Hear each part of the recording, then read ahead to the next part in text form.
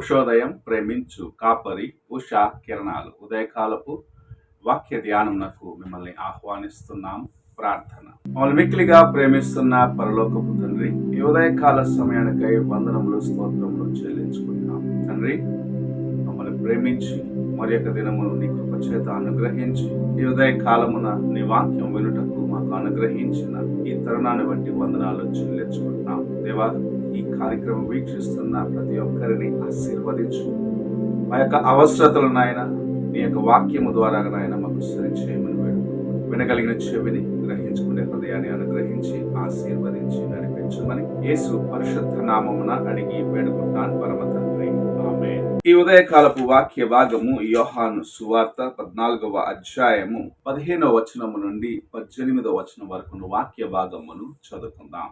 మీరు నన్ను ప్రేమించిన ఎడల నా ఆజ్ఞను గైకొందురు. నేను తండ్రిని వేడుకొందును, మీ యొద్ద ఎల్లప్పుడూ నుండుటకై ఆయన వేరొక ఆదరణకర్తను అనగా సత్యస్వరూపియగు ఆత్మను మీకు అనుగ్రహించును. లోకము ఆయనను చూడదు, ఆయనను ఎరుగదు గనుక ఆయనను పొందనేరదు. మీరు ఆయనను ఎరుగుదురు. ఆయన మీతో కూడా నివసించును, మీలో ఉండును. మిమ్మును అనాథలనుగా విడువను, మీ యొద్దకు వత్తును. కొంతకాలమైన తరువాత లోకము నన్ను మరి ఎన్నడూనూ చూడదు. మనము చదివిన వాక్య భాగము యేసు ప్రభు తండ్రి దగ్గరికి ఆరోహణమయ్యేదానికి ముందుగా తన శిష్యులతో మాట్లాడిన ఒక సంఘటనగా ఉన్నది. ఆయన తిరిగి తండ్రి యొద్దకు వెళ్ళనై ఉన్నాడు. పరిశుద్ధాత్మ వారికి తోడుగా ఉండి వారిని నడిపించనై ఉన్నది అన్న కార్యమును బోధిస్తూ ప్రభు ఒక మంచి కార్యమును లేకపోతే ఒక మంచి విషయాన్ని వారికి తెలియపరచడం మనము చూడగలము. యేసు ప్రభు తన శిష్యులకు ఆదరణకర్త అనగా పరిశుద్ధాత్మ దేవుని యొక్క సహాయము ఉండనై ఉన్నది అని తెలియపరుస్తూ మొదటిగా చెప్పిన మాట, మీరు నా ఆజ్ఞలను గాయకొనుడి, నా ఆజ్ఞలను అనుసరించి నడుచుకొనుడి అని చెప్పటం చూడగలము.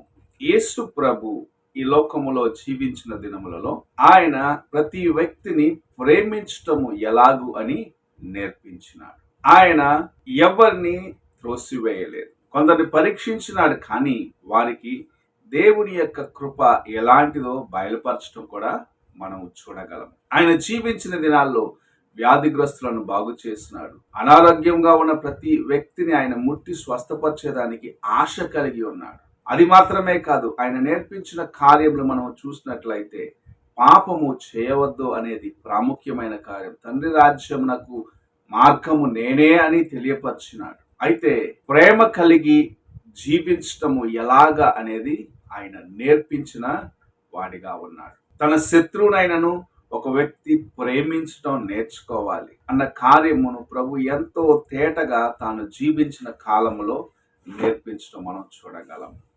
ఈ ఉదయ కాలమున ప్రభు ఆ ఆజ్ఞను మనల్ని పాటించమంటున్నాడు. నేను ఎలాగైతే జీవించిన నా ప్రాణమును సిలువలో అప్పగించేంత వరకు, ఎలాగైతే ఇతరులను ప్రేమించానో, ఎలాగైతే ఇతరుల కోసము తండ్రి దగ్గర విజ్ఞాపన చేశానో, ఆ మనస్సును కలిగి ఉండటానికి నేర్చుకోమని ప్రభు సెలవిచ్చటం చూడగలము. క్రీస్తేసుకు కలిగిన ఈ మనస్సు నీవు నేను కలిగి ఉండాలని అపోస్తలుడైన పౌలు సెలవిచ్చటం మనం చూడగలం. క్రీస్తు యేసు మనస్సు ప్రేమ కలిగినది. ఆయన ఆజ్ఞ ప్రేమించటం నేర్పిస్తున్నది.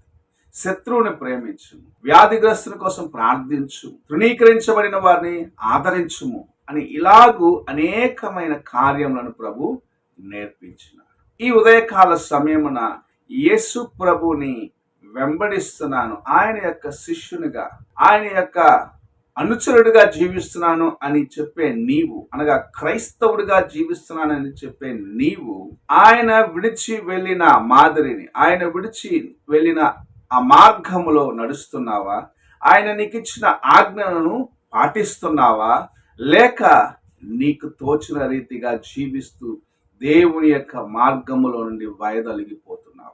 ఈ దినంలో అనేకులు లోకము వారిని ఆకర్షించినప్పుడు, లోక కార్యములు వారిని ఆకర్షించినప్పుడు క్రీస్తు యేసు కలిగి ఉన్న ఆ ప్రేమను, ఆ మనస్సును కలిగి ఉండకుండగా లోకము వైపు తమ యొక్క హృదయమును తిప్పుకున్న దాన్ని బట్టి దేవుని కార్యములు చేయలేని వారిగా, దేవుని యొక్క మార్గమును ఇతరులకు చూపించలేని వారిగా జీవిస్తూ ఉన్నారు. మన ప్రభువు ప్రేమించటము ప్రాముఖ్యముగా మనకు నేర్పించి వెళ్ళినాడు. సిలువ మీద తన ప్రాణమును విడిచే సమయంలో కూడా ఆయనను గాయపరిచిన వారిని చూసి, తండ్రి వీరు ఏమి చేయుచున్నారో ఎరుగరు గనుక వీరిని క్షమించమన్నారు. అక్కడ ఉన్న వారందరూ ఏకముగా కూడి యేసు ప్రభుని ఎంతో వేదనకు గురి చేసి శిలువ మ్రాను మీద ఆయన మేకులతో కొట్టినప్పటికీ వారు చేసిన కార్యమును చూసిన ప్రభు వారిని క్షమించినాడు.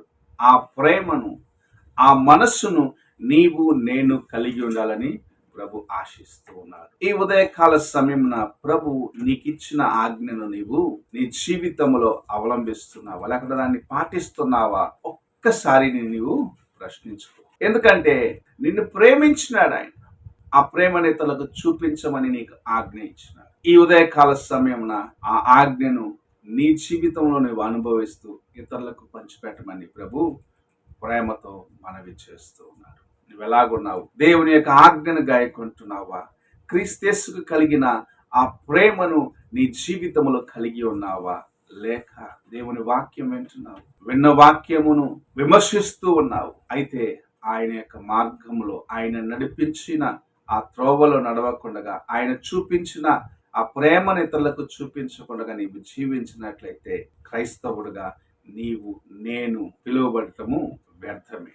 ఈ ఉదయకాలమున ఆయన యొక్క శిష్యులుగా, ఆయన యొక్క అనుచరులుగా, ఆయన యొక్క ఆజ్ఞను పాటించేవారిగా నీవు నేను ఉండాలని ప్రభు ఆశిస్తున్నాడు. ప్రార్థన చేసుకున్నాం. మమ్మల్ని మిక్కిలిగా ప్రేమిస్తున్న పరలోకపు తండ్రి, ఈ ప్రాతః కాలమున నీవు అనుగ్రహించిన కొద్ది హెచ్చరికలు బట్టి వందనాలు చెల్లించుకుంటున్నాం. క్రీస్తేసుకు కలిగిన ఈ మనస్సును కలిగి మేము ఉండటకు, అనగా నీ యొక్క ఆజ్ఞలను పాటించి ఇతరులను ప్రేమించేదానికి, శత్రువుని ప్రేమించే మనస్సు కలిగి ఉండేదానికి, గాయపరిచిన వారిని ప్రేమించేదానికి, దుఃఖములో ఉన్న వారిని ఓదార్చేదానికి, బలహీనులు అయిన వారిని బలపరిచేదానికి నీవు కలిగిన ప్రేమను, నీవు ఇతరులకు చూపించిన ప్రేమను మేము కలిగి ఇతరులకు పరిచయం చేసేవారిగా యేసు పరిశుద్ధ నామమున అడిగి వేడుకుంటాను పరమ తండ్రి, ఆమేన్. తండ్రి అయిన దేవుని ప్రేమ, కుమారుడైన క్రీస్తు కృప, ఆదరణకర్తైన పరిశుద్ధాత్మ యొక్క సహవాసం ఇప్పుడు ఎల్లప్పుడూ తోడై ఉండి సదాకాలము ఆయన ప్రేమను ఇతరులకు పంచే కృపను అనుగ్రహించును గాక. ఆమేన్.